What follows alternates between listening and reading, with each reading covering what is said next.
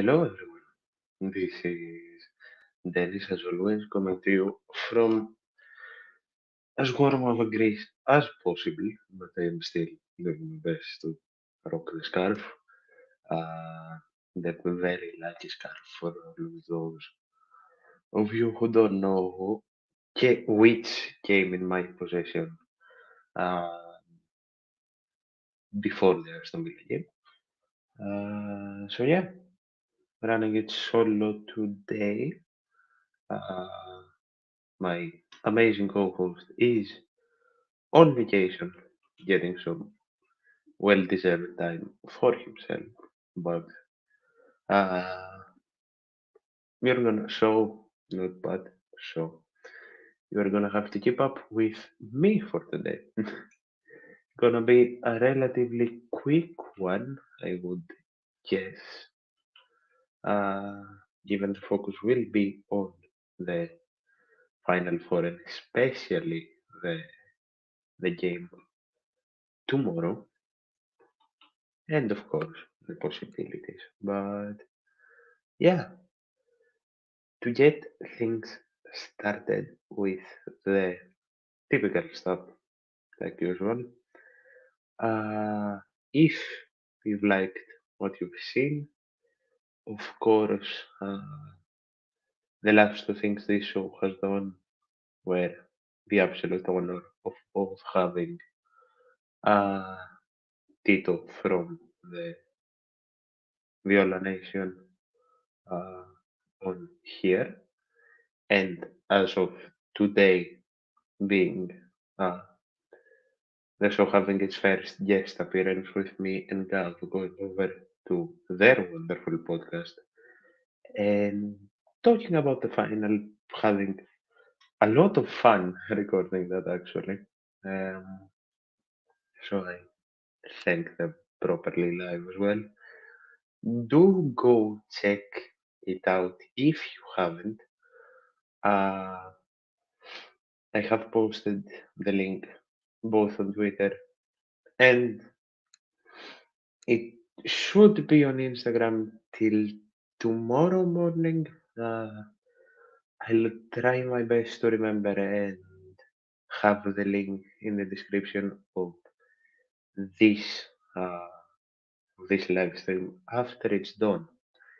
But yeah, as I was saying, the show is growing. Plans are being made, and plans will continue to be made non-stop. So if you like what you see, do like and subscribe. Uh, as always, all episodes go up on Spotify a few hours after because it is a bit of a hassle to put stuff up on Spotify, but it's more than worth it.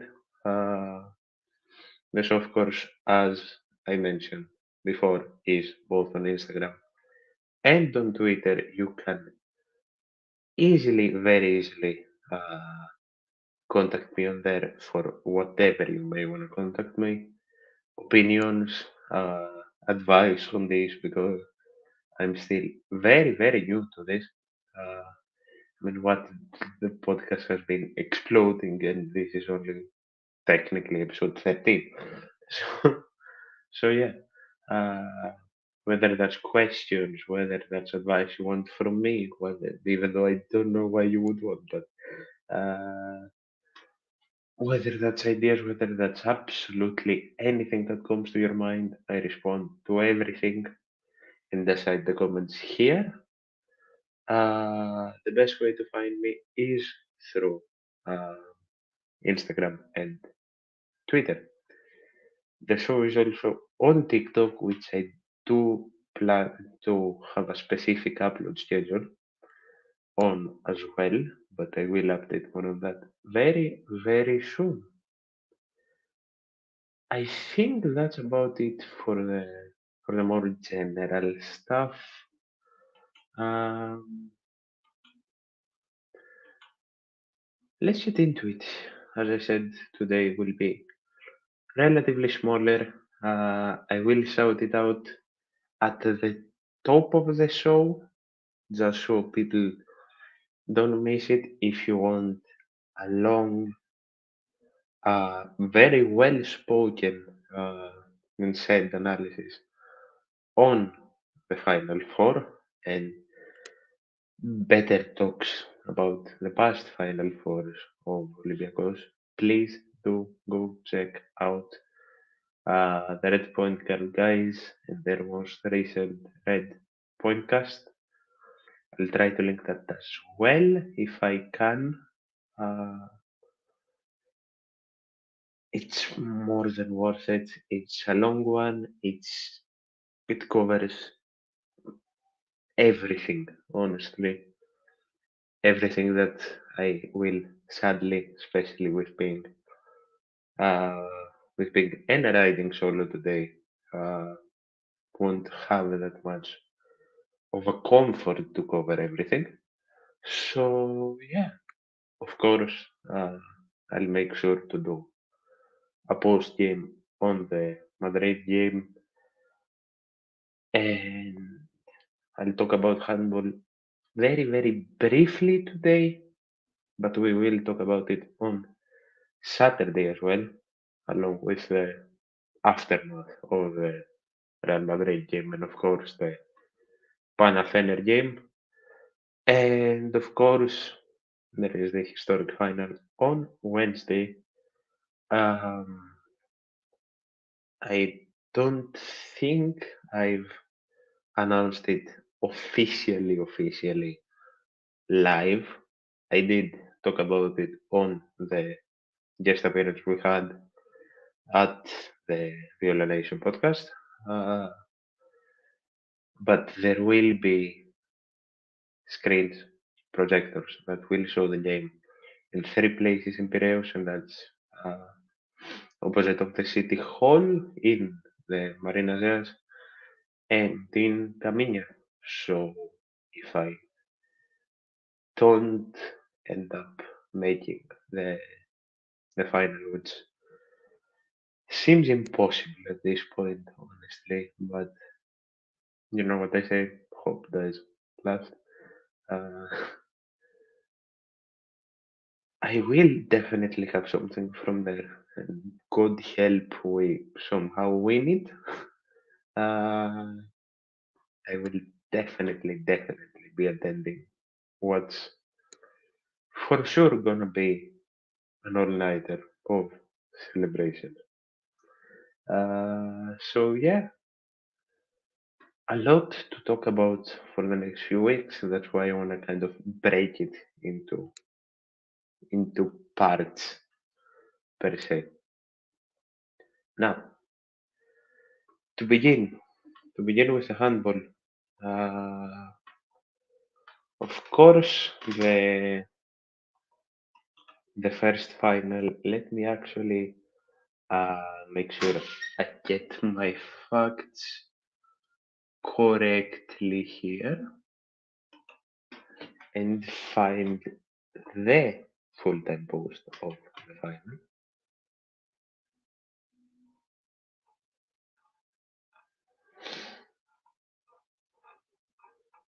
Give me just 1 second. God help Twitter sometimes, honestly. It helps so much.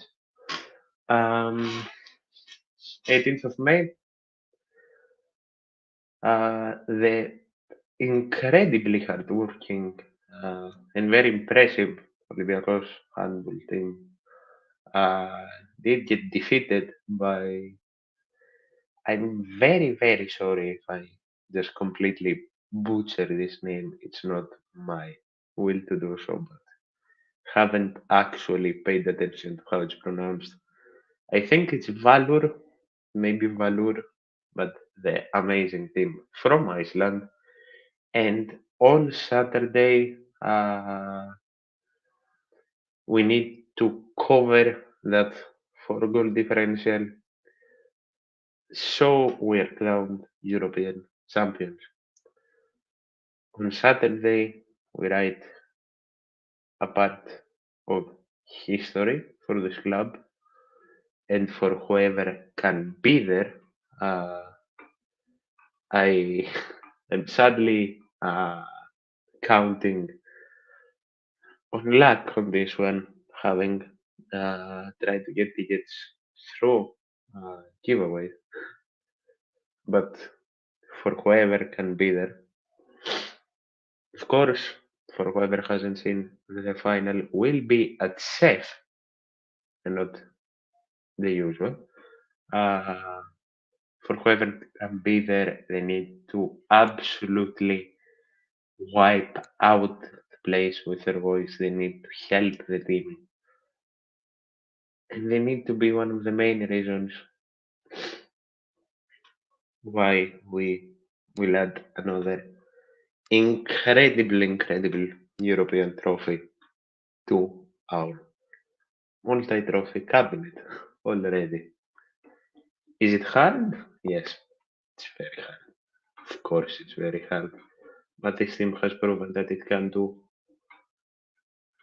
unimaginable things, just like every part of this club. Uh, and as the the club itself said, we follow the Olympiacos rule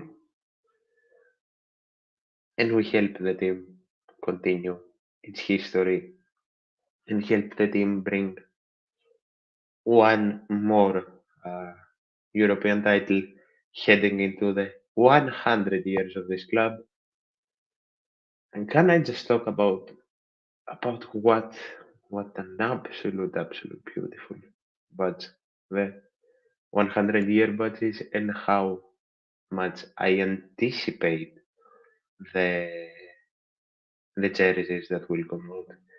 I'm so happy that there will be one badge for all the departments of Olympiacos, but I don't know if I'm hopeful or wanna be hopeful. I hope the jerseys honestly do it as much justice as they possibly can. Now, got what I wanted to say out the way. Uh, Actually, wait. I do wanna try, and I don't know if I can. Also, to give me 1 second. I do wanna try and get uh, a video up if I can, for whoever hasn't seen it. It is the video that the club posted. Let me actually see if I can quickly get it up here. Do give me some time. I hope I'm not wasting everyone's time. And thank you, of course, for the people that do withstand uh, me solo still. Of course, the shows with Gav flow way better, but as I said, will always try my absolute best. I think I got it. Let me actually see. I'm not gonna try this a billion times, but I do wanna try once. Wait.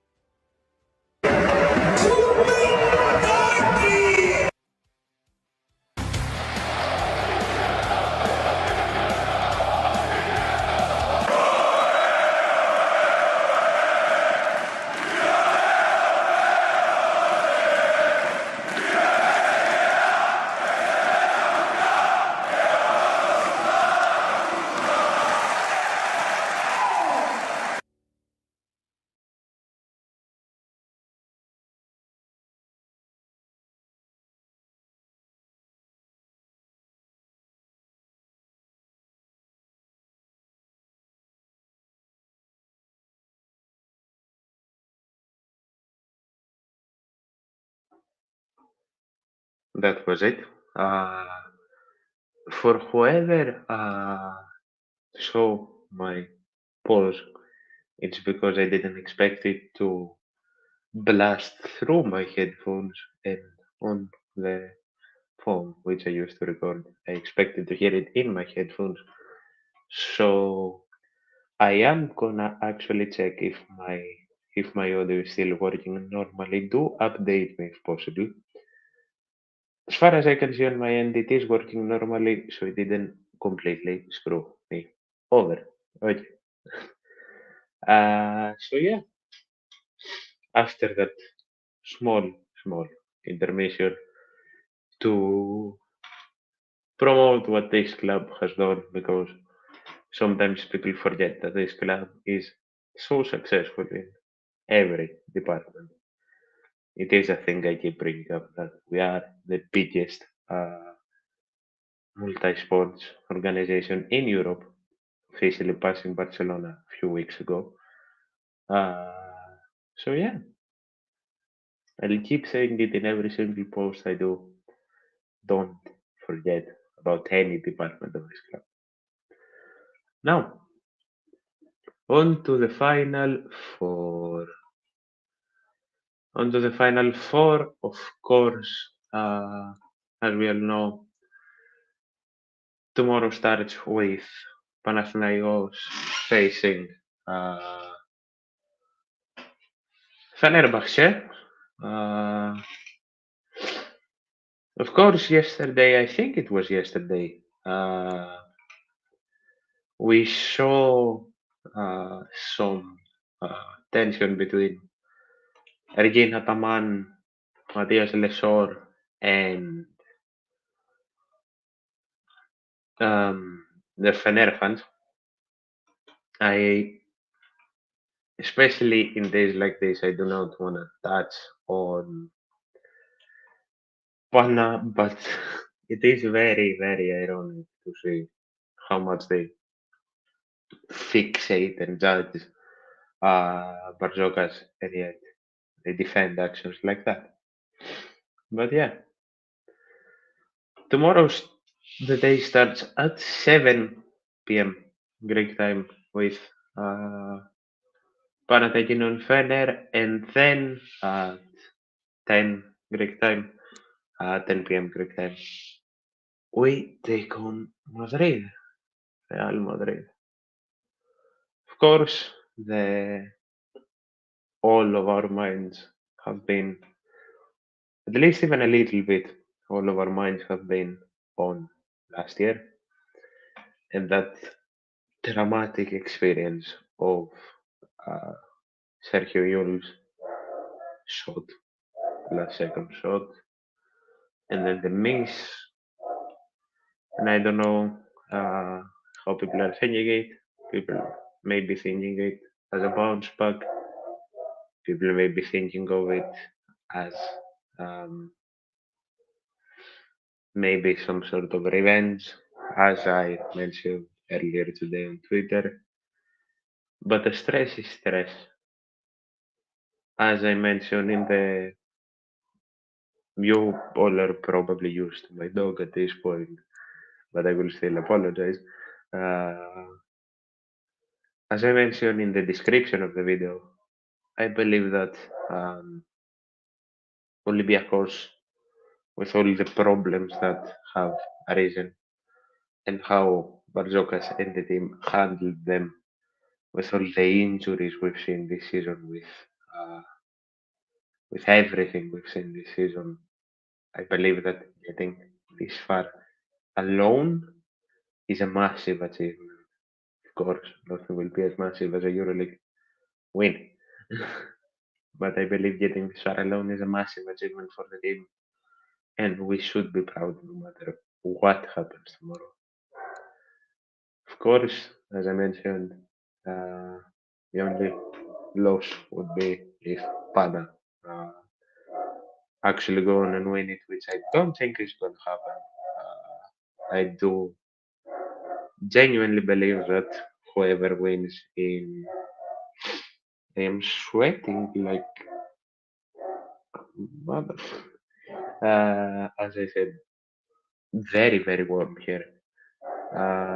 So yeah, I do genuinely believe that whoever uh, whoever wins the Madrid Olympiacos tie will uh, go all the way.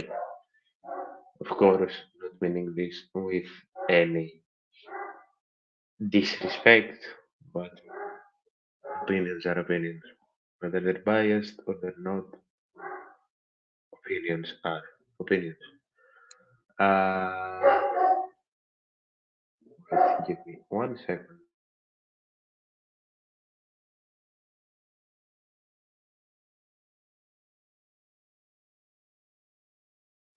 I'm back. Uh, of course, Madrid Olympiacos with 13 Final Fours, and I do want to touch on the past ones a bit and more or less compare the feelings that we we had, that I had, because as you all know, that I started watching, uh, of course, with my dad. I've been an Olympiacos fan since I was born, basically. But my main memories from sports and Olympiacos stuff in general are from 2013 when I was 9 and after. So the feelings I can mostly talk about are from 2013 and after, but of course I can't leave out the 2012 Euroleague Final Four and talk about the knowledge I have from like 2009 and stuff. As I said, for a more in-depth, more well-spoken and better analysis, do go over to the Red Podcast, guys. I've been shouting them out since I started this podcast, and I'll always shout them out. Uh, so yeah, to talk about this year's for a start. Uh, of course, we all know how Olympiacos got here. That dramatic, to say the least, series against Barcelona, where in the end we did see that Grimao was no match for Barrogas. Uh, and I do want to actually check some stats uh, from the playoffs of the Euroleague and mention them to you guys. Uh, Olympiacos with 76 points, uh, points scored per game and 70 allowed. Uh, 18 assists per game, and the assist to turnover ratio being 1.3, 38.6 rebounds per game, with of course the defensive ones being over the offensive one by a lot. Um, of course, top scorer in the playoff series was Sakel McKissick, followed by William Goss and Petrusev. Uh, Top rebounder of the series was, of course, Milutinov with 6.3. Top assister of the series, it's close between Thomas Walkup and William Goss uh, with 4.6 and 3.6. Walkup playing the most minutes per game. William Goss with the most threes. And yeah, and the PIR per game, of course, is Shaq and Milutinov and the cup above everyone, with Petrusev closely following, and then there is a bit of a gap, of course. The four names mentioned were the shining lights in this series. And before I forget to mention it, of course, Olympiacos did get the job done against Hike in the Basel League playoffs, winning 2-2. 0. Ajax pulling two very good first halves, honestly. Improved team from the chaos they were throughout the whole of the regular season, but we got the job done relatively easily. The head-to-head between Madrid and us is 13 and 7. Uh,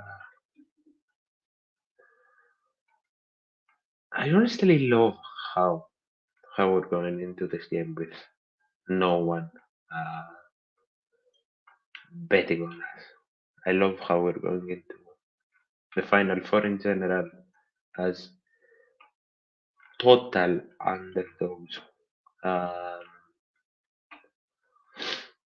it's honestly a nice feeling for once to go into a Final Four as total underdogs. Maybe being underestimated? You never know. Of course, with all that's happening in the club, and especially with the football team's best team in our history, the anxiety in the spotlight has been kind of taken off the this Final Four. With I think a lot of people still going in with a lot of anxiety, but not sky high like it was. Um, at least the previous two, especially the last one. Uh, no, especially the. I'm sorry, I didn't mean the last one. Especially the Belgrade one, which for me is the most stressful Final Four I've witnessed. Of course, losing in the semifinals to still unbelievable Vasilei Misic uh, three-pointer. And of course, then coming back next year uh, to dispose of Monaco after that. Still haven't processed that 27-2 uh, record-breaking third quarter. Uh, and then, of course, as mentioned before, Sergio Llull's game winner. Uh, but things are different. Things are much different now. You could say it's different for the worse, but I'd say it's different, maybe even for the better. Of course, to get into the more nitty gritty stuff, Madrid did finish uncatchably first in the regular season, so of course, not really a person that believes in uh, curses per se, but if they do manage to beat us in all the way, they would be the first team to win the Euroleague from first in the regular season, as far as I am aware. And we finished fifth with a record of 22 and 12. Uh, give me a second because my voice is actively dying. I am a bit sick, as I ever.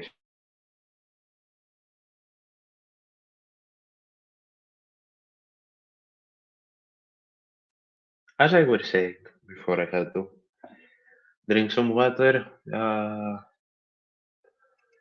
Real Madrid have had 89 points per game for them and 81.2 against them, while we have had 78.6 for us and 74.4 against us. So of course the better the better defense, but the worse offense of the bunch. As I saw uh, as I saw earlier, and I do wanna see if I can try and get this video up for you guys as well. It's not that uh, Real is an unbeatable team. It's not that Real don't have weaknesses. And if anyone can exploit a team's weaknesses, it is Barzokas, of course. Uh, um, of course, as you will see from the video, defense is a major problem for for Madrid. Pia Pusele, for example, is a major problem, especially when he's unfocused and loses his nerves in general. Similar to Vesely, I'd say, in the defensive part. But I will let the experts, which I am certainly not, talk about it.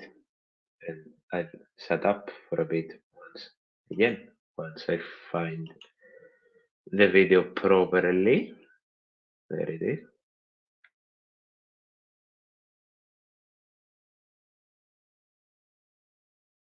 To say, and teams can try to exploit them, but they need to have a perfect. Real Madrid have weak spots, that's what I'm trying to say. And teams can try to exploit them, but they need to have a perfect game against them. Like, for example, their defensive rating go way down with the second unit when Chacho Rodriguez and Sergio Yui is there. Okay, you have Poirier or Tavares in the middle, but they are just one step late, which gives an extra space for the ball handlers. Teams might try to exploit Gershon Yabusele and his defense. If he's not focused 100%, it's going to be really easy to get shots. But at the same time, on the other side, every position is basically a mismatch. So it's not like Real Madrid does not have weak spots.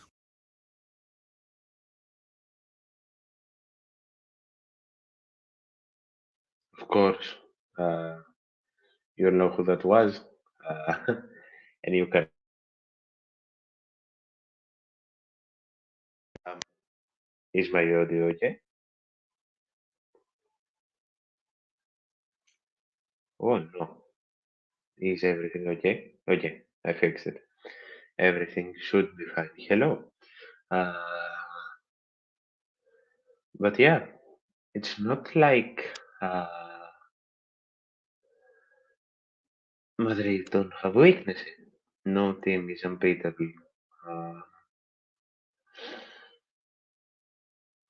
it will just have to take every ounce of strength this team has, both offensively, which is more exploitable, but especially defensively.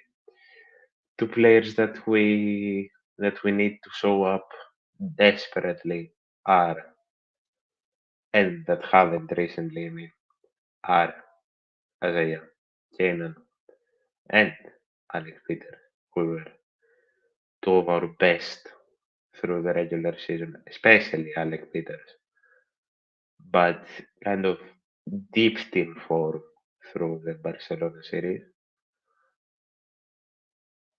And yet, there is no one who can show up because if someone doesn't show up, we lost. If someone doesn't show up against Real Madrid, it's last year all over again.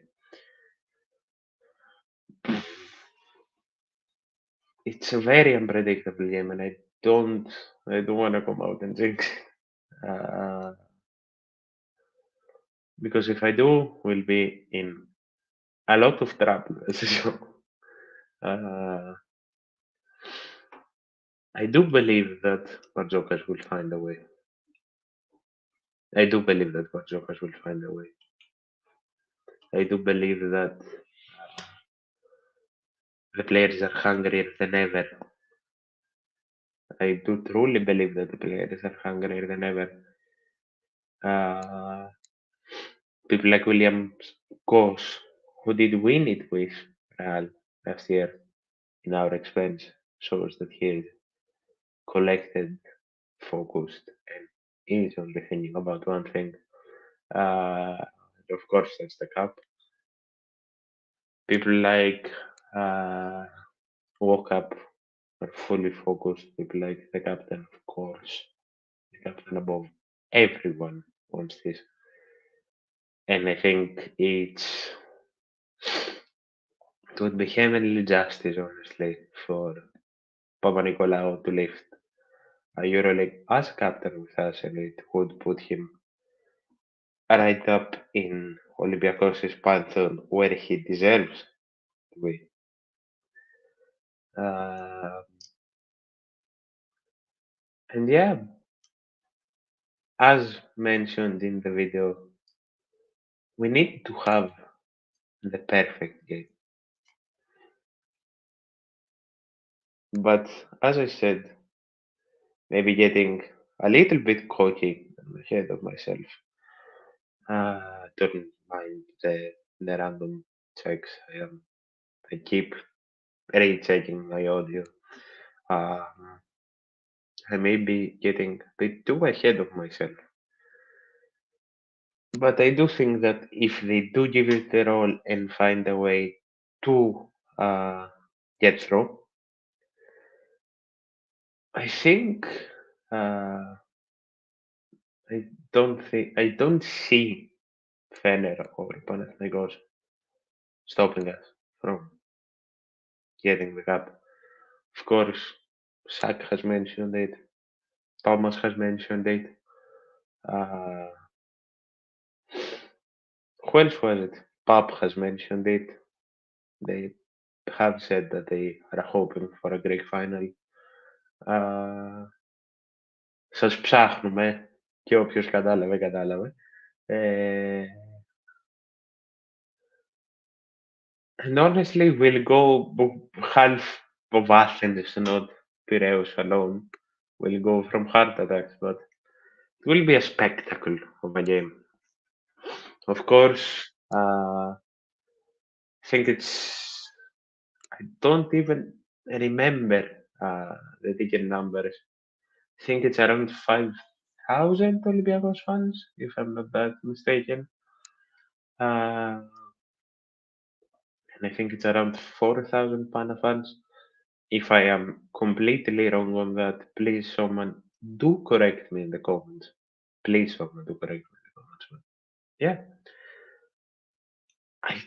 I'm very hesitant on talking about the possibility of a final, and we will talk about the possibility of a final after we've seen tomorrow's game on Saturday, which will be the pre-game for handball as well, or even the post-game. I may do the show uh, after the final. We'll see. We'll see. We'll see. We'll see. I'm, it's been a bit since I've been on a show solo, and I am going insane. Hope you all haven't gotten absolutely sick of me, whoever's listening. So yeah, because my voice is actively dying, I will go through some of the past Final Fours, how they found me, what we've done, and what's the difference with this year. And I think I'll end it there. Of course, take it chronologically. Um, Back in Turkey, which is actually no. Wait, I'll do this a bit differently. I will go even one back, uh, and I will talk about that year where we were back after a whole decade uh, of not uh, making a final four. I'm glad. I'm honestly glad. This podcast is about uh, teaching also. This podcast is to connect and grow the global Olympiacos community, the diaspora, as the guys over at J7 International call it. And if I'm the reason that someone joins this absolutely legendary family. This is upside down because, of course, it is upside down. Ah, good. That would be more typical of me. But yeah, if I am the reason that someone joins this legendary family, it's an honor on my end, honestly. Uh, but yeah, as I was saying, back after 10 years, um, honestly, from the things I've heard, I was 5. Was I 5? Yes, I was 5 years old in the 2009 uh, Final Four. Um, as I've heard, no one really expected us to beat that Panathinaikos team realistically. Uh, but we did hold up uh, way better than absolutely anyone thought. With um, I can't actually find the stats. That's annoying. Uh, but yeah, that Panathinaikos team was something else, honestly. And bringing it to 2 points,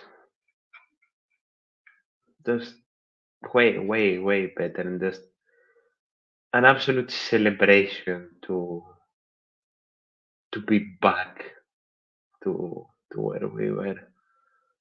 Uh, Top scorer in that game was Terence Greer. Top rebounder was Yannis Bourousis, and Papaloukas was the top assister. Just celebrations to be back that year, as I said. Of course, CSKA beat Barcelona, and Panathinaikos went on to beat CSKA, and we got spanked by Barcelona and finished fourth that year. But as I said, honestly, it was just so good to be back more than anything. Uh, to, where is it? 2012 was our next Final Four over in Turkey, of course. That that incredible Final Four. Um, I don't know if people expected it. Of course, this is a Final Four. This is the last big Final Four that I didn't actually sit down and watch live. Uh, I don't know if people expected it. I haven't actually heard it. Again, Red Point Gun. Go listen to them. But of course, we did go on and beat Barcelona in the historic way that we did uh, that year. And did go on and beat that CSKA team that had beaten Panathinaikos in the semis. Uh, and honestly, what's there to say about that final? What's there to say about that CSKA team that we beat? Uh, of course, CSKA starters were the beloved in the Olympiacos community, Milos Teodosic. Uh, why is that? Okay. Siskauskas, uh, Hryappa, of course, the legendary Andrei Kirilenko, and Nenad Kristic. And of course, uh, on our side, Majaris, Panoulis, Keseli, Antic, and Joy Dorsey. Of course, Panoulis is having an incredible final with 15-2. Uh, Papanikolaou coming off the bench with 18 for, and though, of course, the legendary AC Law as well. And Duda, the legendary Duda, Dusan Ivkovic. What's there to say? I love how I'm saying. What's there to say about that final? And then we go into 2013. Then we go into 2013, which is the first final for I watched live. 9-year-old kid thing that.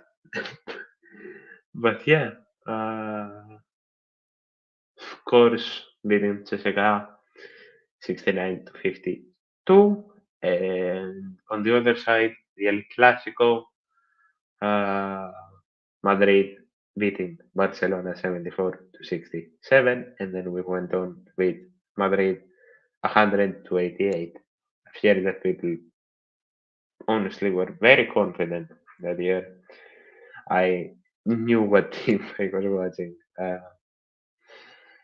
I was a very excited little kid, per se, uh, especially seeing that final. Of course, our starting five in that final were Aisilo, Spanoulis, Papanikolaou, Predevic, and Josh Paul. Uh,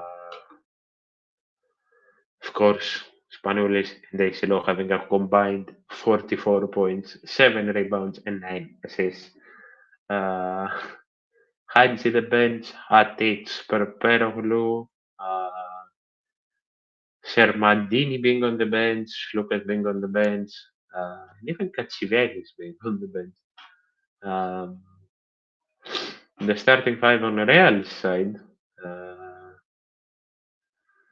was the immortal Sergio Yul, Rudy Fernandez, Carlos Suarez, uh, the very young Nikola Mirotic, and Mirza Bekic, Rodriguez on the bench, Slaughter,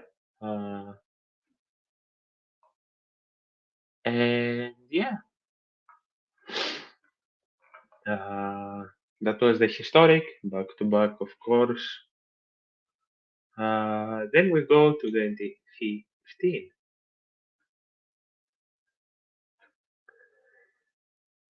Some people were confident, some people were not. I can't even lie. Uh, I wasn't that confident going into 2015. Of course, beating CSKA 70 to 68, and Madrid beating Fener 96 to 87. And then we, of course, lost to Real Madrid 78 to 59. Uh, that CSKA game was.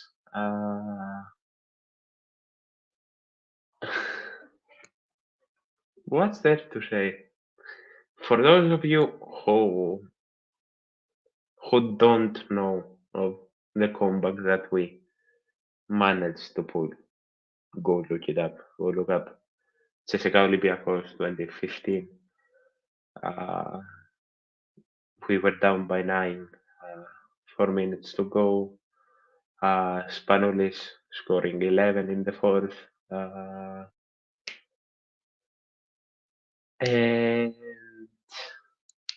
yeah, going on to that final, which was a great achievement of its own, honestly. But yeah, Madrid had Yul, Jesse Carroll, Luis Fernandez, Felipe Reyes, and Ion.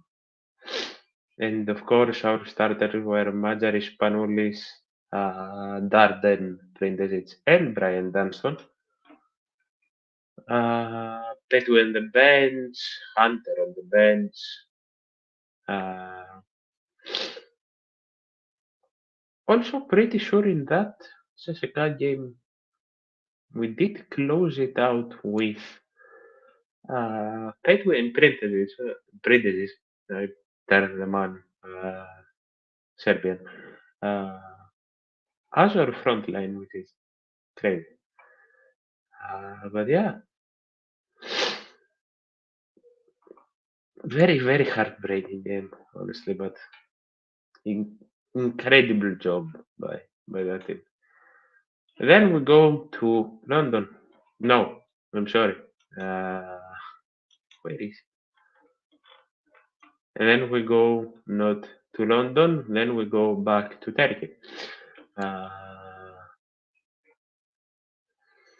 where Fener beat Real 84 to 75. We beat CSKA 82 to 78. Uh, then we go on and lose to Fener in the final. Again, some people were confident, some people weren't. Um, um, but I was semi-confident. Again, 13. So, don't know how confident I could have been. I was always positive about this team since I was a child. But uh, CSKA's, not CSKA's, I'm sorry. Um, there it is. Fener's starting 11 was Bobby Dixon, of course, that historic season for Bogi, Bogdanovic, Nikola Kalinic, Jan Vesely, and Ekpeudo. We had Majaris, Panoulis, Papanikolaou, Predevic, and Kem Berts. At our five, Patrick Young was in the team, Eric Green, Vasilis Stoliopoulos, Papavetru, Waters, Aravanis, and Nicola. Mahmutoğlu Antic was on Fener's side for this one. Uh, Anthony Bennett, Lucas, Nanali, and Datome. As I can see here, we had 14 out of 35, 2 points, which is 40%. Fener had 41.9, 52 from 3 for Fener, 34 for us, 78.9 on free throw, 75 for us. Way better on the rebounds for Fener, uh, same on assists. And yeah, after that, of course, we go on to 2022. Whereas I talked, we got beat by Fener. We got beat by FS, who went on to win the damn thing through an unimaginable Vazelos message. Three, and again, returning to the Final Four after a couple of years. Uh, Heartbreaking, to say the least. Absolutely heartbreaking. Um, I was very confident. I was very happy to see us back, but I was confident. And then that happened. Then, of course, we go on into 2023 and the PTSD that we have. Uh, Church wasn't broken by us. Uh, and yeah, I think that's about it for what I have to say today. Hope you all enjoyed the random talking because I'm sure that made absolutely zero sense to absolutely anybody. But yeah,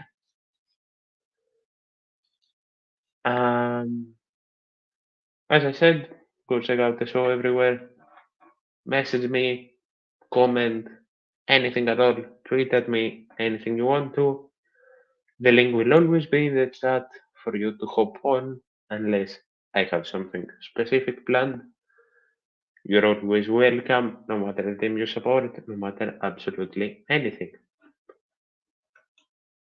Uh, I will be recording something tomorrow, but it won't be posted for a bit. So I'll see you live on Saturday.